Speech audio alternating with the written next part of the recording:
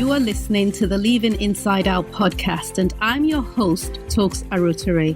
This is episode 12.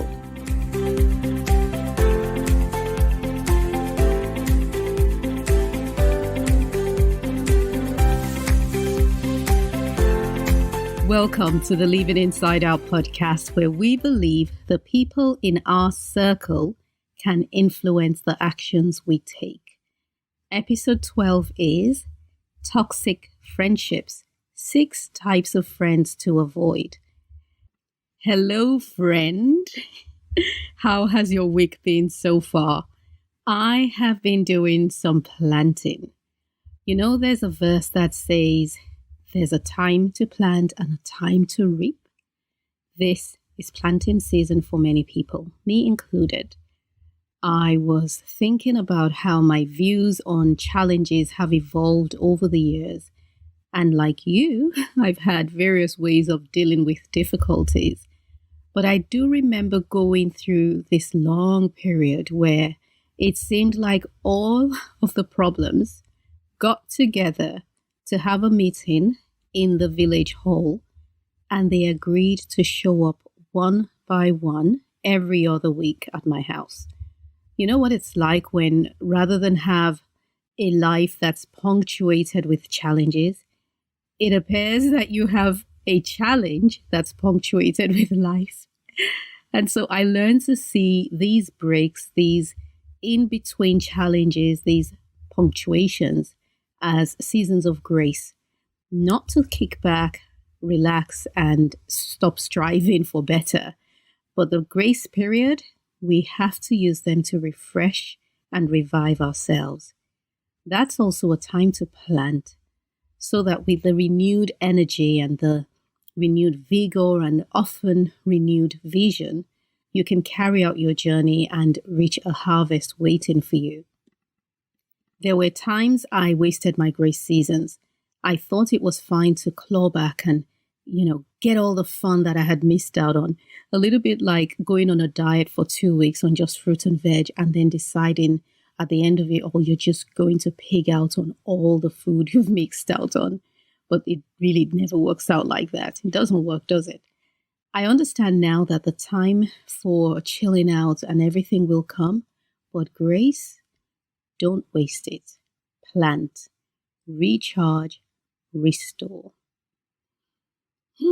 So on to today's conversation on toxic friendships. Growing up, my dad always said, people are basically good. It was one of his mantras. My father believes that circumstances, choices, and in some cases, health problems may make people difficult to deal with. And I have found myself adopting the same mindset as my father. And I can see why. I decided to start believing that when people act up, they do so because there is a reason, not because they're deliberately being mean. Perhaps childhood trauma or poor upbringing, or maybe they simply mirrored what they saw growing up. Many people who we would describe as toxic simply don't know how to handle their emotions.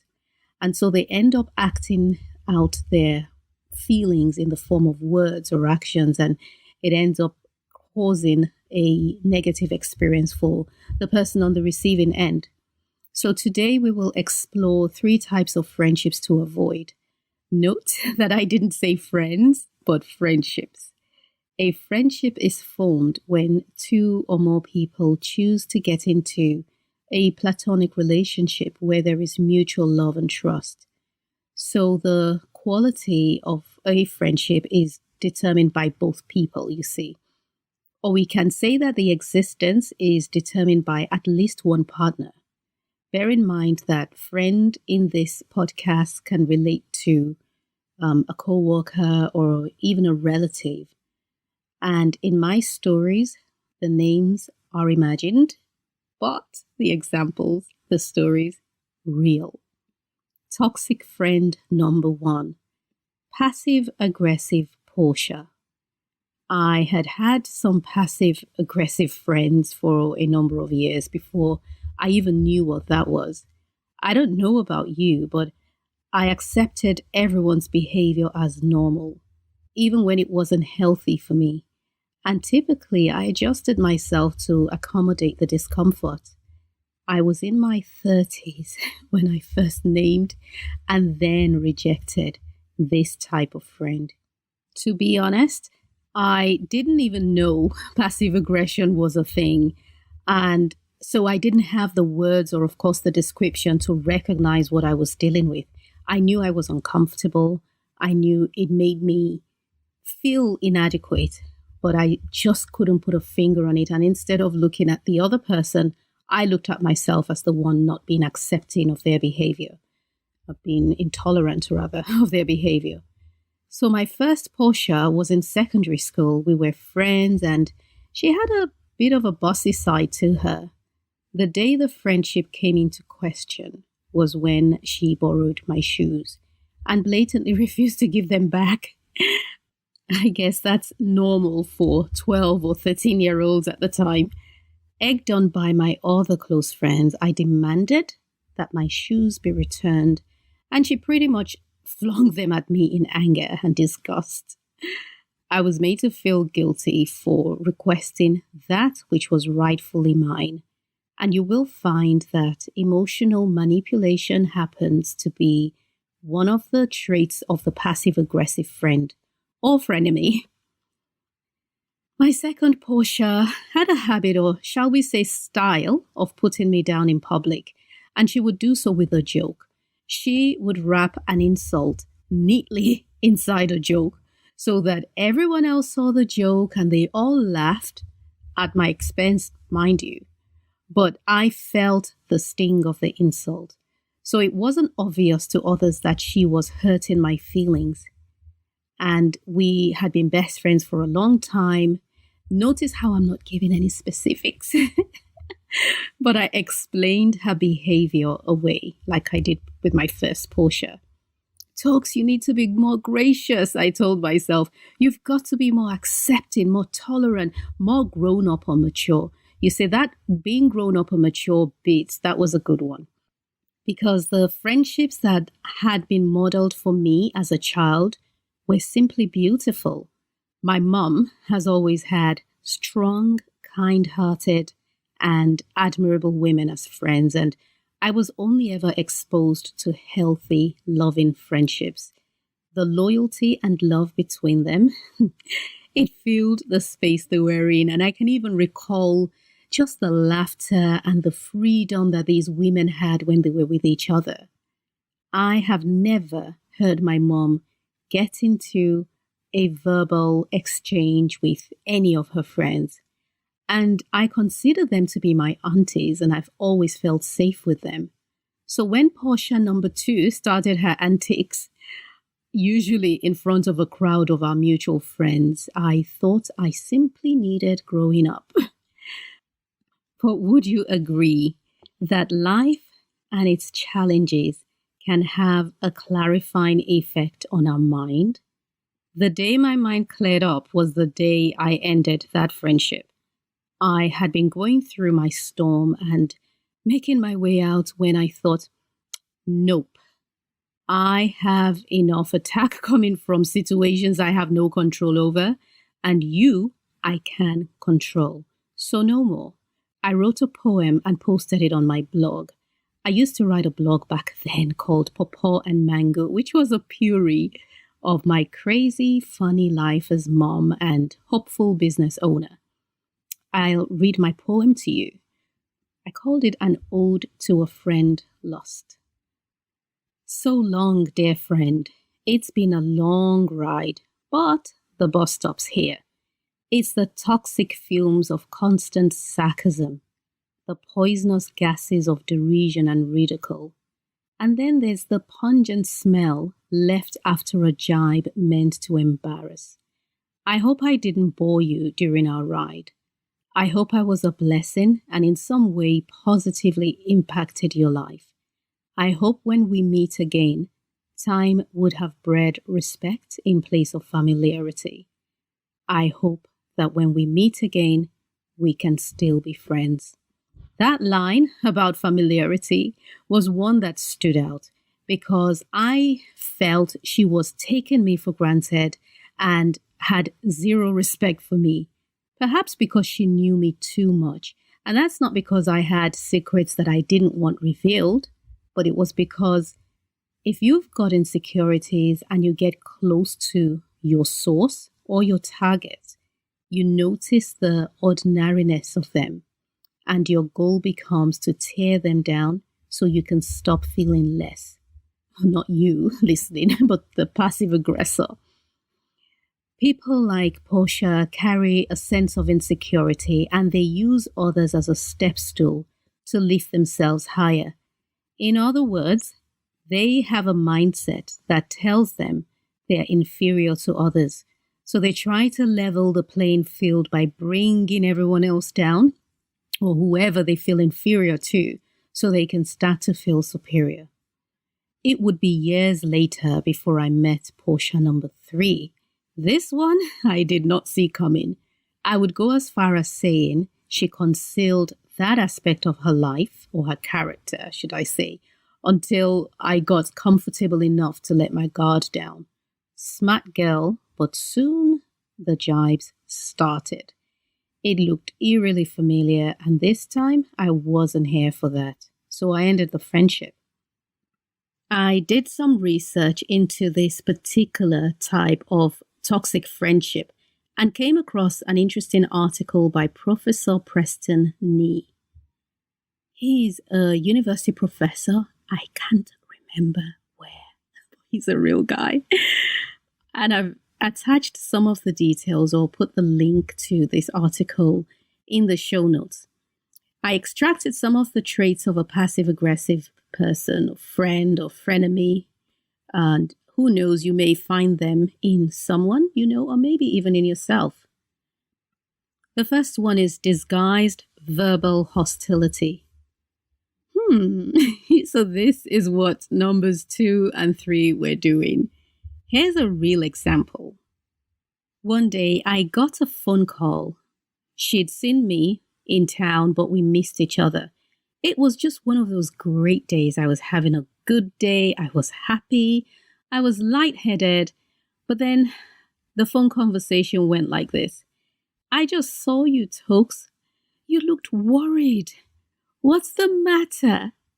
Listen, I did not look worried. I was actually happy. But those words caused me to feel so uncomfortable. Another common one is, you look stressed. Are you okay? You look tired. You're losing weight. Is everything okay? Or you've put on quite a bit of weight. Are you okay? So it's these veiled sentences, and my husband has a word that he uses to describe those compliments. I think he says backhand compliments or something like that. I can't remember. Professor Nee continues with examples of disguised hostility, verbal hostility, negative gossip, negative orientation, habitual criticism of ideas. This one is familiar, and if you're in business, you're a business owner, or as a matter of fact, if you're trying to advance in life, any ideas you have that you share with a Portia, you can be guaranteed it will be criticized and pulled down. And I always say that ideas in their infancy are very fragile, and you've got to guard it like an egg. So you don't want to share it with the wrong people. Portia's one of the wrong people to share your ideas with. Addressing an adult like a child. Oh my goodness, I've seen that one. And here are the possible intentions behind that type of behavior.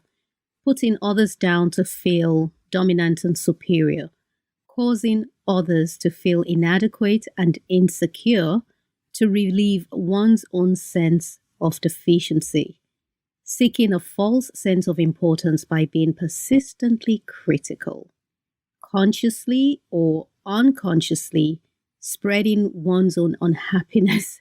Misery loves company, competing for power and control in a relationship. Another trait is disguised hostile humor, which is self-explanatory. It was the classic method of Portia's number 2 and 3. Have you ever had someone put you down for the decisions you have made? Why are you wearing this dress? It makes you look old. Going forward, I will start to call you auntie. And then they laugh. Examples of disguised hostile humor, according to the article, include sarcasm, veiled hostile joking, followed by just kidding, repetitive teasing, subtle digs at one's appearance, and so on. And the possible emotions behind, or rather the possible intentions behind that behavior, is to express hidden anger, disapproval, or rejection towards an individual. A final trait I'll share from the article is victimhood, and I know one.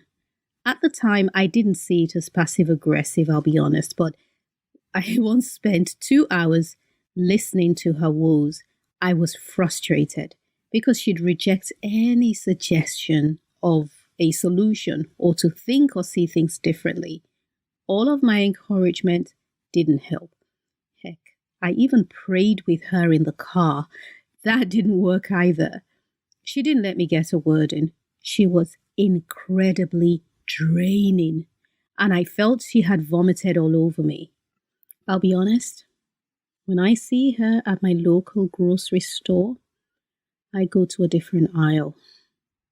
Examples of victimhood will be exaggerated or imagined personal issues, exaggerated or imagined health issues, dependency, deliberate frailty to elicit sympathy and favor, playing weak, powerless, or a martyr. Possible intentions include that it is designed to exploit the recipient's goodwill, guilty conscience, sense of duty and obligation, or protective and nurturing instinct. In line with my father's belief that people are basically good, I believe there are people who can be really good friends with Portia and even help her overcome her insecurity. But I'm just not the one. I wasn't the one then, I'm not the one now. So I never dismiss people who are toxic to me. I don't see them as a hopeless case. I don't even see them as bad. I just let them go so that the person meant to connect with them can find them. Toxic friend number 2 is opinionated Olivia.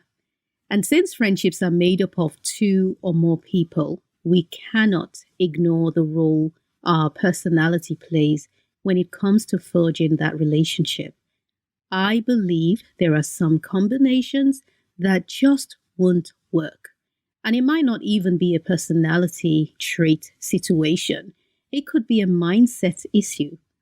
Case in point, Olivia and I had been friends for over a decade. We were there for each other and, we spent a lot of time together. The friction commenced when I started my living authentically journey. First, I noticed undesirable traits in me, which I began to work really hard on. Olivia also shared some of these traits, which may even have formed the basis of our friendship. So I guess the friction came about as I wrestled against my own emotions and her mindsets and viewpoints that I had grown to dislike, and she was still exhibiting them. In many ways, I was disassociating myself from behavior I no longer wanted to carry out. So our increasingly different mindsets meant that I was in a place where I kept having to fight irritation, and that wasn't easy. We didn't ever get into an argument, but I would arrive home just reliving the whole conversation, getting irritated all over again, and just dealing with a lot of negative emotions. I believe in setting boundaries, and I also see my friends as concentric circles. Some circles are closer than others, but it's the wrong mindset that made me push Olivia all the way out. I was in a place of introspection one morning, trying to make sense of why, even though I knew what to do, I didn't. I would plan my day meticulously. I'll be all fired up and ready to go, confident in what I was going to achieve that day or accomplish that day. And then I'd arrive at work and do everything in sight except what was on my list. So that morning, I applied the principle of intention, episode 5, and I dug deep to uncover what was really behind my actions, or rather my inactions. And here's what I found. I had become so reliant on Olivia's opinion that I was scared to make my own decisions. Over the years, without meaning to, I leaned heavily on her for advice and affirmation of my ideas. And she, on the other hand, wanted to dominate and see her ideas expressed. I think that's a control situation there. Wanting to be the driver of others' actions. Here's the thing. If you haven't yet grown to have confidence in your ideas, a friendship with Olivia will hold you back. When I stopped giving her access to my mind, the seeds that she sowed over the years started to germinate. I could hear her criticism even without being in a friendship with her. So by continuing to tolerate a toxic friendship, you are delaying your own breakthrough. The toxicity in this is twofold, well, at least twofold. One, you have a personality that wants to use others to feed their ego as they impose their own ideas. And two, a personality that wants to express her own ideas but isn't bold enough to do so without the approval of her friend. I, of course, was number 2, but I provided the platform for number 1 to exist. So I couldn't even be mad at her for taking advantage of what was offered to her. I believe our emotions drive our actions, and sometimes we don't make friends with a person. We make friends with the stabilizing factor or what our emotions have identified to be stabilizing for us. The responsibility is ours to untie any hang-ups and remove any baggage that we may be carrying so we don't attract the personality that needs that baggage to survive. This means we must prioritize the removal of our limiting beliefs. And this is why I decided to launch a parallel career in public speaking and mindset coaching. And I've been in training for the past 6 months. I've been planting for the past 6 months so I could know how to do just that. To some, this might sound crazy. Growing 2 careers side by side while giving equal opportunity and attention to both. Because I've got my baby furniture company and I'm also a nursery interior designer. That is one business. That's a priority. My coaching and speaking platform, another priority, and it's my second business, but they're running side by side. You see, that's what happens when you peel back layers of limiting beliefs that have been hiding your superpower. Your gifts start to rise to the top, like literally bubble up. And when they do, they'll fill up the space that your stretching created. A friendship with Olivia can survive so long as both parties remain in their positions, holding on to their limiting beliefs. The friendship can survive too if both choose to remove those mindsets and grow together. But I love what Steve Harvey said. You can't take everybody with you. Actually, he said it with an African American accent. You can't take, I'm not doing that well, but he didn't say everybody. He went, everybody. This was a significant statement that gave me the resilience to set new boundaries for Olivia. And this statement of Steve Harvey's also applies if you're friends with a rigid Rita, our third toxic friend. Rigid Rita, close-minded, allergic to growth.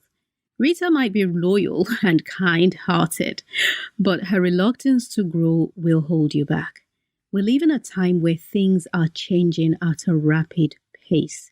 You have to be aware of changes going on in the world if you're going to be doing business with anyone outside your immediate family. Ritas, they don't believe in evolving. And in the end, it will be like running a two-legged race while your partner chooses to stand still or walk. She might be your super spiritual sister who just needs to seek God's face on whether she should shower at 6 a.m. or 6:05. I know a Rita. Now, can you imagine being fiercely loyal to a friend who doesn't embrace growth? You too will not grow. I mentioned in episode 4 about how I relied so much on the opinions of others and how it tended to happen when I loved or admired the person. Now, I'm not saying you shouldn't be a loyal or a loving friend, but if you're moved by emotions, or in other words, if your decision making is largely influenced by how you feel, the lines between logic and friend loyalty will become blurred, and you run the risk of confusing their disagreements with disloyalty. And God help you if you're dealing with a passive-aggressive person who uses manipulation. You'll be in trouble. Number 4 is competitive Clarissa. Do you know a Clarissa? This lady here has used you as the template for her advancement. When you turn right, that's her cue to turn right twice. She cannot behoove, love that old English, the thought of you doing better than her. She may not deliberately try to drown you, but if you happen to be drowning and she happens to be there, she'll help you out. But then she'll go on to blame you for falling into the river in the first place. She won't let you leave that one down. She may put you down where your appearance is concerned. She might look for ways to one-up you. I know someone who one-ups every conversation, even if you're talking about illness or tragedy. You're trying to unburden your real issues, and she responds with, well, my problem is bigger and more significant than yours. I have to say that this particular part of competitive Clarissa caught my attention because I am learning to be a better listener and not feel that when people are talking to me, I've got to have a response immediately, or even sometimes it's done innocently if someone's talking about a situation that they're finding it hard to deal with. And I'm trying to get them to see the gratitude in it, or the opportunities for gratitude in it. There is a tendency to say, well, this also happened, which is worse than yours. And my intention is never to one-up them, but I do notice that I have a need to listen more. So we're working on that. Next, we have loose-lipped Lolita. With her, you better not share any secrets. And here's a general rule. Anyone who will gossip about their friend is already talking about you. I had a personal experience of this a few years ago. This person talked dirty about her friends, many of whom I had never met. And I eventually got to meet them, only for the love and the kisses and the hugs to be in full flow. You wouldn't have believed that these were the same people that she spoke so bitterly about. Unfortunately, I'd already had my opinions about these poor women, and I just couldn't see past the negativity that my friend had shared with me. Oh, and word came back that what she did to them, she did to me too. And finally, number 6 is Ursula the user. Ursula can only be reached when she wants something from you. So she called you. You missed her call. And you called her right back. She answered the phone. You had a long and cheerful conversation. Well, try calling her back again a day or two later. Ursula mysteriously disappears for weeks. But when she calls you back, or you are able to get a hold of her back because of a missed call, she fusses over you as her bestie. This is a real life situation that someone shared with me. It's an unevenly yoked situation. You think you're besties. She knows you're her resource. Ursula is that girl that's perpetually busy, but has time to call you for financial help or to obtain emotional support. She may call you to pick your brains and ask for advice, all of which is fine. But when you cannot reach her when you have a need, or you're able to reach her, but she's so sorry she can't help, it starts to become obvious. Here's another side to an Ursula which I have noticed. If you're able to get a hold of her, she will lift you to lift herself out of her insecurity, your self-doubt, or whatever difficulty you're going through or the challenge you have in that moment that you're unburdening about becomes the fuel she uses so she can thrive as she encourages you. But the minute your confidence is restored and you start to know your own power, the minute you start to utilize your gift and you have no use for her shoulder, she's gone because she doesn't need you anymore. You're not providing for her any longer. You're not being a shoulder for her to cry on. You're not financially supporting her. You are not even there to be the sad, sorry, so-and-so that she can feel better about herself with. Then you've become useless to her. Do you know an Ursula? I have been at the disadvantaged end of this, and it took years to label it for what it was. And that's something we do. The love we have for others may stop us from admitting the truth of their behavior to ourselves. My friend Susie always tells her daughter, who is my goddaughter, that if your friends don't want to play with you, don't fret. There are 7 billion people in the world. What's your friendship game like? What does your circle look like? I believe the people in our circle can influence how we think and therefore what we do.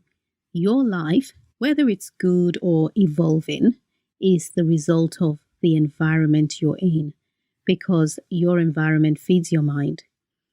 If you're not on my friends list, jump on at talksarotire.com. Link is in the show notes, so you can be alerted when I announce my coaching courses.